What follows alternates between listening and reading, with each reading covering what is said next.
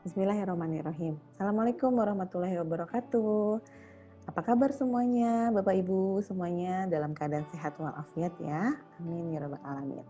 Perkenalkan, saya dengan Deta Indriana.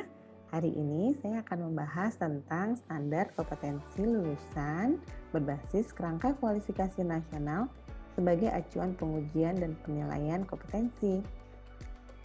Bapak Ibu, sebelum kita mulai boleh di like, subscribe, dan komen ya.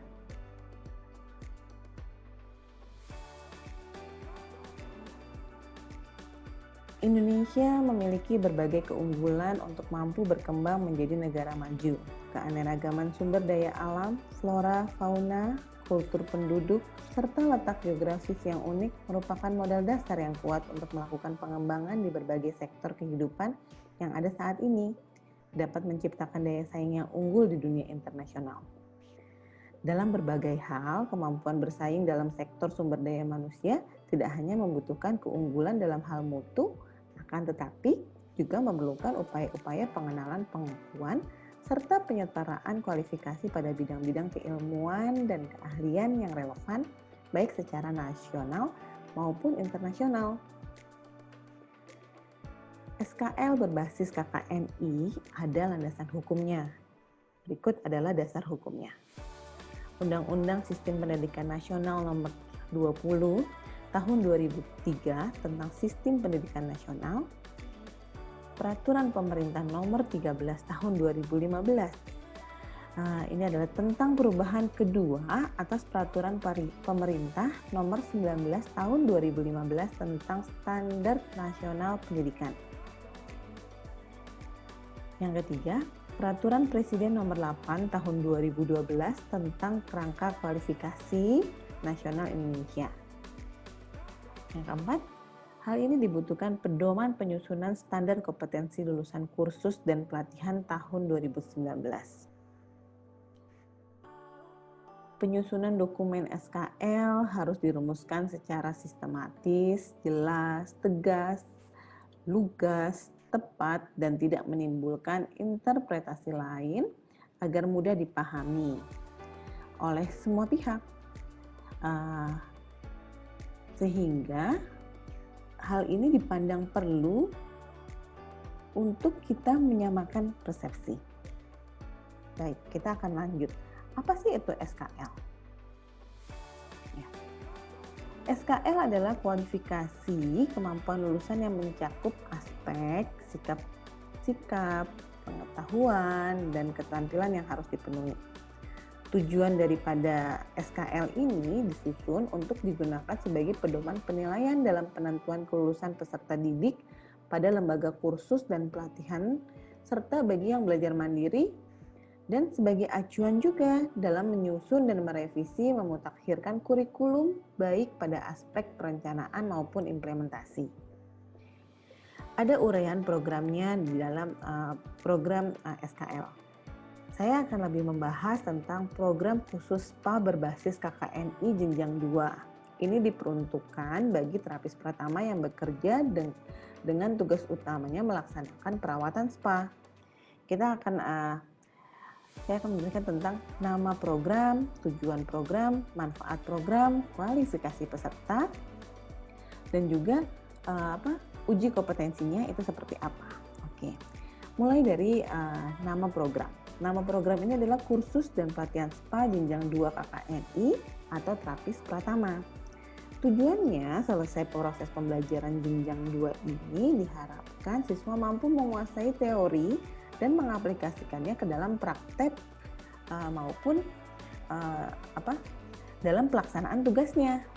Ya, mulai dari pijat perawatan SPA ya, mulai dari terapi air, terapi pijat, perawatan tubuh, terapi herbal, dan juga kompetensi pendukung perawatan lainnya.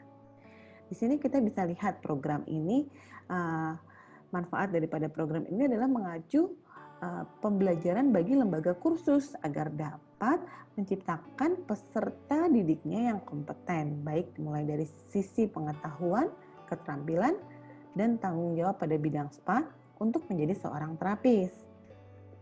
Kualifikasi pesertanya itu adalah lulusan SLTP atau sederajat. Untuk uji kompetensi ini dilaksanakannya di mana? Anda bisa mencari lembaga yang sudah bekerja sama dengan TUK.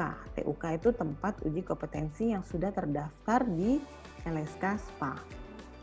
Jadi boleh silahkan mencari tentang hal itu. Kita mengikuti pelatihan dan kita mendapatkan pengakuan, itu yang paling penting. Nah, itulah makanya kenapa standar kompetensi lulusan ini berbasis KKNI. Bisa dilihat ada jenjangnya. Kalau di SPA itu mulai dari level 2 hingga level 9. Saat ini yang sudah disepakati hingga level 5. Nah, di sini saya lebih menjelaskan nanti ke arah level 2. Tapi kita perlu tahu dulu kerangka penjenjangan kualifikasi kerja yang menyandingkan dan menyetarakan mengintegrasikan sektor pendidikan pelatihan serta pengalaman kerja dalam rangka pemberian pengakuan kompetensi kerja sesuai dengan jabatan kerja di berbagai sektor. Jadi, Bapak Ibu nanti juga bisa ulas lagi tentang penyetaraan pendidikan formal dan non formal, ya. Di sini kita bisa lihat bahwa KKNI itu berguna untuk menjadi suatu rujukan nasional dalam upaya meningkatkan mutu dan daya saing Indonesia, terutama di sektor sumber daya manusia. Pencapaian kesetaraan nasional ini baik yang dihasilkan melalui sistem pendidikan maupun sistem pelatihan kerja yang diberlakukan dan dikembangkan secara nasional. Begitu adalah secara singkat tentang kerangka kualifikasi. Dan bisa dilihat di sini ada jenjang kualifikasi. Apa itu jenjang kualifikasi? Jenjang kualifikasi adalah tingkat pencapaian pembelajaran. Nah, itu tadi yang level-level tadi itu adalah jenjang kualifikasi, adalah tingkat pencapaian pembelajaran yang disepakati secara nasional berdasarkan ukuran hasil pendidikan atau pelatihan yang diperoleh melalui pendidikan formal, non-formal, informal, atau pengalaman kerja. Hasil pembelajaran haruslah mempunyai kesetaraan kualifikasi antara pencapaian pembelajaran yang diperoleh melalui pendidikan dan pelatihan kerja. Pengalaman kerja atau pengalaman mandiri dengan kriteria kompetensi yang dipersyaratkan oleh suatu jenis bidang dan tingkat pekerjaan juga dalam memenuhi kesetaraan hasil pembelajaran dan kompetensi yang dibutuhkan pada suatu jenis dan tingkat pekerjaan. Pemerintah telah mengembangkan KKNI. Jadi, dapat kita lihat dari standar kualifikasi lulusan ada yang namanya hasil pencapaian pembelajaran, ya. Dan dari situ kita akan bisa menentukan kompetensinya dan tingkat jabatannya, apa di level 2, 3, ataupun dan seterusnya.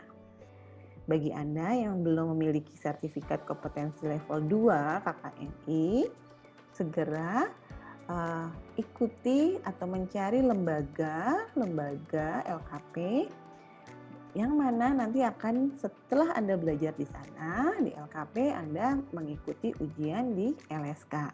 Nanti ujiannya bisa berupa teori dan praktek.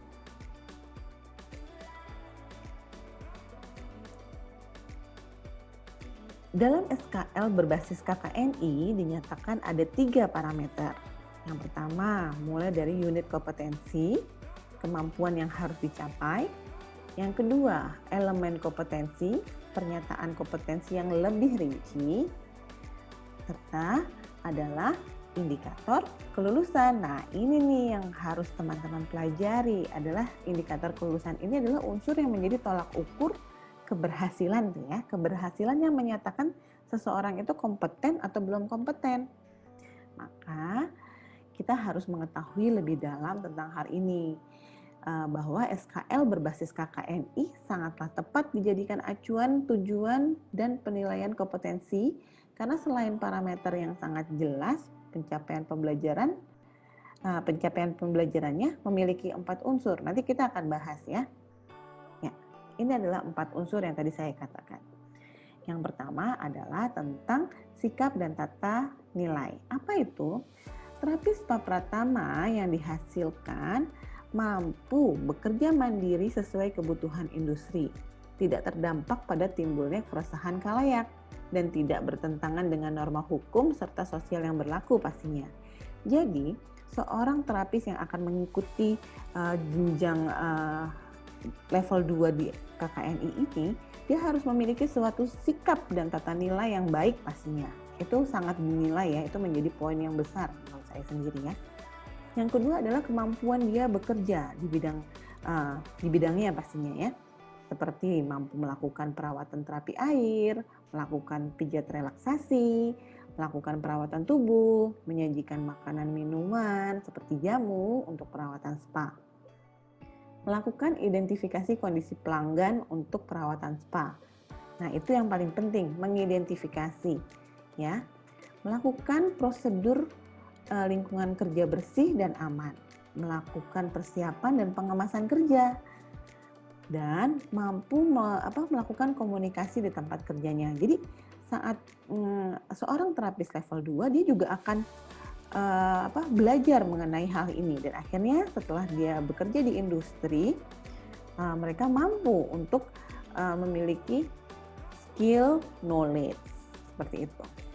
Nah, sekarang kita ngomongin tentang knowledge nih. Nah, knowledge itu yang dikuasai itu seperti apa? Pengetahuan operasional dan pengetahuan faktual tentang anatomi dan fisiologi, mencakup jenis kulit, harus tahu tentang jenis kulit, tahu tentang otot dan tulang.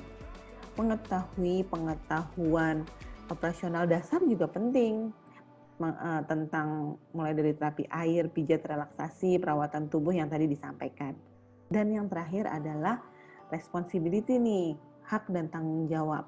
Dia tahu tanggung jawabnya, mampu bekerja sama dengan klien dan rekan kerjanya, dan bertanggung jawab pada pekerjaannya sendiri di bawah pengawasan baik secara langsung atau tidak langsung dari supervisornya, dari atasannya. Jadi cakupan 4 unsur ini sangat penting dimiliki oleh terapis level 2. Maka penting sekali kita menjadikan SKL berbasis KKNI sebagai acuan penilaian. Demikian Bapak Ibu yang dapat saya sampaikan. Lebih kurangnya mohon maaf dan terima kasih. Salam kompeten. Wassalamualaikum warahmatullahi wabarakatuh. Sampai ketemu lagi.